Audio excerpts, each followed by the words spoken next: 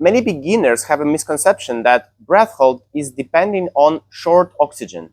But the first thing that happens to you is high CO2 level. There are 3 types of training that would help you to boost your breath hold: CO2 tables, hypercapnia training, and non-contractions breath holds.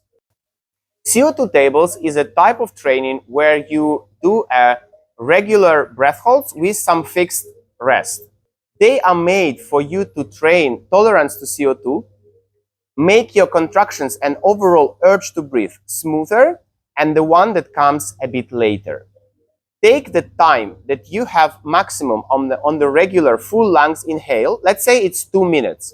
Divide it into 2 and get 1 minute. And then plan your structure as this: 1 minute breath hold and 1 minute rest. Then 1 minute breath hold and 50-second rest. And then decrease the amount of rest between each breath holds and make it at, let's say, 8 times.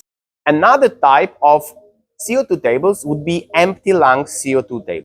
An example of this kind of training would be like this. Let's say you are holding the breath for 20 seconds with your empty lungs. Then, between the breath holds, you would do 1 inhale, exhale, and hold for 20 seconds again. And do like this, let's say, for 8 times.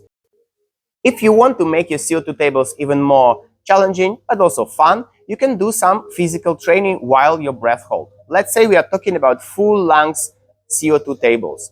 Your 1 minute would be followed by squatting, or for example, walking, or maybe you will be riding a bicycle. So 1 minute breath hold while squatting, then 1 minute rest.